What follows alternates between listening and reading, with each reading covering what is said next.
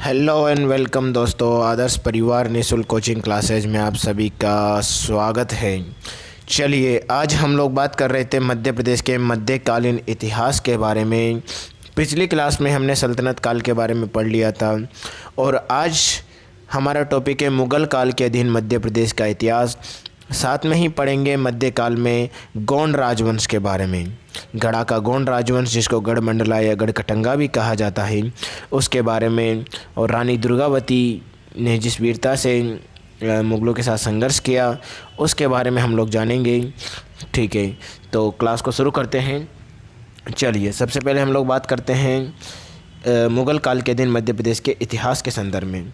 मुग़ल काल के दिन मध्य प्रदेश का इतिहास किस प्रकार से संचालित हुआ कि 1526 में पानीपत का जब युद्ध होता है तो बाबर द्वारा कई क्षेत्रों को जीत लिया जाता है, जिनमें कुछ क्षेत्र होते हैं जैसे कि ग्वालियर, चंदेरी, कालपी, इन पर अधिकार कर लेता है बाबर।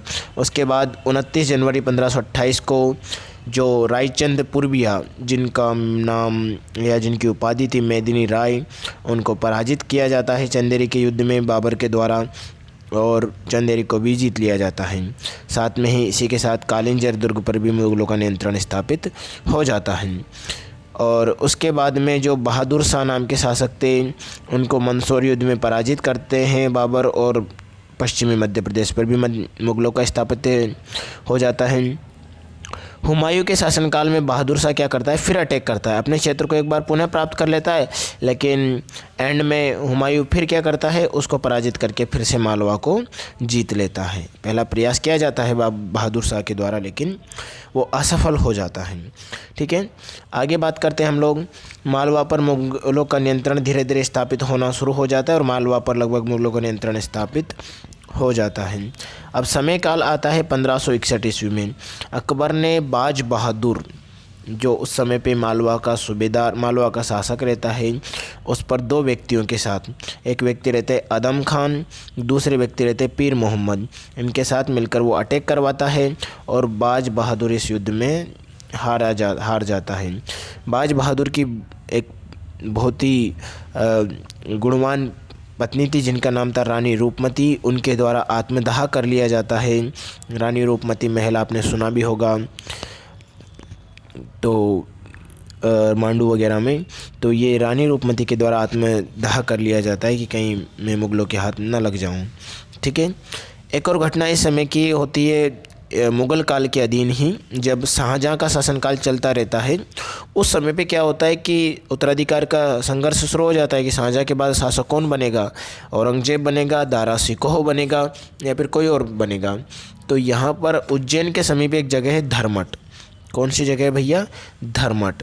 इस धर्मट का युद्ध होता है 15 अप्रैल 1658 को, और औरंगजेब ने यहाँ पर दारा सिकोह को क्या किया, पराजित कर दिया, और बादशाह की उपाधि औरंगजेब के द्वारा धारण कर ली जाती है। ठीक है, तो ये मुग़ल काल के दिन मध्य प्रदेश का इतिहास रहा। अब बात करते हैं हम लोग गोंड राजवंश के बारे में, या जिसको गड़ा राजवंश भी कहा जाता है। ये बात है 15वीं शताब्दी की। उस समय पे विंध्याचल और सतपुड़ा पहाड़ियों के मध्य ये क्षेत्र हुआ करता था, जिसको कई नामों से जाना जाता था, जिसके कई नाम थे गढ़ा, गढ़कटंगा, गढ़मंडला। और रामनगर शिलालेख कहता है कि यादव राय से लेकर हृदय यानी हार्ट वाला हृदय शाह तक 54 शासकों का उल्लेख इस शिलालेख में मिलता है कि 54 रूलर्स यहाँ पर हुए हैं इस गढ़मंडला रियासत में। ठीक है, और 1667 ईस्वी में गढ़ा के शासक हृदय शाह के शासनकाल में ये उत्कीर्ण करवाया जाता है, मतलब ये रामनगर शिलालेख। ठीक है, अब हम बात करते हैं सबसे प्रतापी शासक इस वंश के, सबसे प्रभावशाली शासक राजा संग्राम शाह के बारे में। राजा संग्राम शाह जो थे वो इस समय के महान शासक थे। उनके जो सिक्के प्राप्त हुए हैं उनमें उनको कहा गया है कि वो पुलत्स्य ऋषि की संतान थे, अर्थात उन्हें पुलत्स्य वंशी कहा गया है, और पुलत्स्य ऋषि की संतान उनको कहा गया है। संग्राम शाह को समय काल था इनका 1510 से 1513 ईस्वी के आसपास, मतलब यहाँ पर ये कहना चाह रहा हूँ मैं कि 1510 से 1513 के बीच में ये शासक बने थे, यानी कि शायद वो 10 को बने हों, 11, 12, 13 इसके आसपास उन्होंने शासन व्यवस्था संभाली। और संभाले कब तक? ये लगभग 42-43 तक के शासन व्यवस्था संभालते हैं। ठीक है, मूल नाम याद रखिएगा, इनका नाम था आमणदास। आमणदास मूल नाम था, संग्राम सा तो इनकी पदवी थी। ठीक है, आमणदास इनका मूल नाम था, संग्राम सा इनकी पदवी थी। और इनके अधिकार में उस समय पे कहा जाता है कि गढ़ा रियासत में 52 गढ़ शामिल थे। ओके, ये रामनगर शिलालेख और एक शिलालेख जिसका नाम है गढ़े नृपवर्णनम।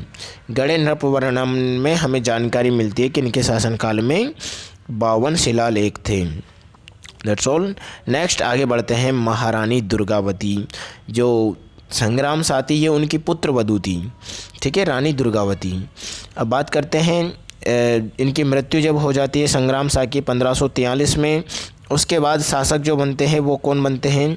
वो बनते हैं दलपत शाह, यानी कि रानी दुर्गावती के पति। रानी दुर्गावती कौन थी भैया? तो जब हमने याद करिए, जब हम चंदेल वंश पढ़ रहे थे तो चंदेल वंश में हमने पढ़े थे चंदेल शासक कीरत सिंह। तो कीरत दे सिंह की बेटी थी ये रानी दुर्गावती, यानी कि ये चंदेल राजकुमारी थी और गौड़ वंश की महारानी थी। ठीक है, याद रखिएगा, रानी दुर्गावती। ठीक है, और इनका विवाह जो थे संग्राम शाह के बेटे दलपत शाह के साथ होता है और दलपत शाह के साथ ये बढ़िया शासन व्यवस्था संचालन करने में मदद करती है। बहुत ही गुणवान कन्या, युद्ध विद्या, अन्य कई संग्राम विद्याओं में ये निपुण थी, बहुत ही प्रतिभाशाली थी रानी दुर्गावती। और इनके एक पुत्र भी प्राप्त होता है दलपत शाह से, जिसका नाम रहता है वीर नारायण।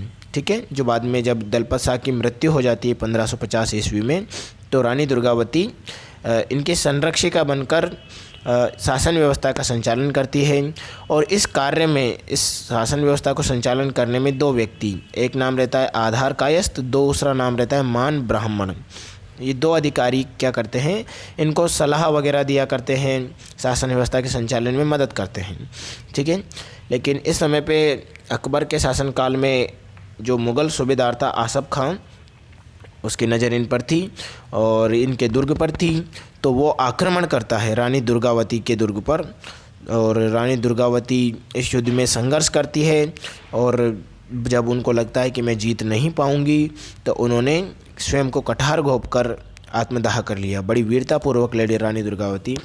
यहाँ तक मैं कहानी आपको एक और बताता हूँ कि इस समय पे मालवा में भी बाज बहादुर का शासन चल रहा था, और मालवा के बाज बहादुर जो थे वो भी रानी रूपमती पर आक्रमण करते हैं कि भाई रानी है, औरत है, पति मारा गया, तो क्या ये शासन व्यवस्था संचालन करेगी, हम लोग इसके किले को जीत लेते हैं। जाकर सिंगौरगढ़ घेर लिया। किसने? बाज बहादुर ने, रानी रूपमती के पति ने। और जब बाज बहादुर ने जाके सिंगौरगढ़ को घेर लिया, तो रानी दुर्गावती ने न केवल उनका सामना किया बल्कि उनके पराजित करके भी उनको भगा दिया, और वो भागकर आ गए वापस अपने मालवा में। और भी इसके अलावा और भी शासकों को उन्होंने पराजित किया, लेकिन मुग़ल सेना के सामने रानी दुर्गावती हार गई और कटार घोंपकर उन्होंने अपना बलिदान दे दिया। चलिए, तो रानी दुर्गावती के बाद हम लोग बात करते हैं कि इनके बाद में शासन व्यवस्था का संचालन कैसे होता है गढ़ा राजवंश पर। तो उसके बाद शासक बनते हैं दलपत शाह के भाई रहते हैं चंद्र शाह। चंद्र शाह जिनको हम लोग बोलते हैं राजा चंद्र शाह। तो चंद्र शाह शासन व्यवस्था संभालते हैं। जब इनके पिताजी थे राजा संग्राम शाह, उस समय पे 52 गढ़ इनके नियंत्रण में हुआ करते थे। 52 गढ़ का मतलब यहाँ पर एक बहुत बड़ा साम्राज्य था गढ़ा राजवंश। इनके शासनकाल में वो 52 गढ़ की जगह 10 गढ़ इनको प्राप्त थे। उन 10 गढ़ों में कौन कौन से गढ़ थे तो आपको याद देख लीजिएगा कौन कौन से। रायसेन, कारूबाग दुर्ग, कुरवई, भोपाल, भोरासो, गढ़ गुनेर, बारीगढ़, चौकीगढ़, राहतगढ़ और मकड़ाई। यहाँ तक कि गढ़ गुनेर वगैरह जो किले हैं, हमने आपको चित्र में ये देखिए किला है गढ़ गुनेर वाला, तो ये याद रखिएगा। ठीक है, तो ये शासक बनते हैं चंद्र शाह। उसके बाद में इनके उत्तराधिकारी बनते हैं मधुकर शाह। बहुत ज़्यादा प्रभावशाली नहीं रहते, लेकिन मधुकर शाह के जो सिक्के प्राप्त हुए, मधुकर शाह के सिक्कों में एक उल्लेख मिलता है हमें। सिक्कों पर एक उपाधि इनकी मिलती है कि इन्होंने एक उपाधि धारण की, श्री कृष्ण श्री मधुकर शाह, और दूसरी तरफ गड़ागढ़ सम्मत लिखा हुआ था। गड़ागढ़ सम्मत 1666 ईस्वी अंकित हुआ था। तो कहीं ना कहीं इनका ये सिक्का हमें इनके शासनकाल में प्राप्त होता है मधुकर शाह के बाद में।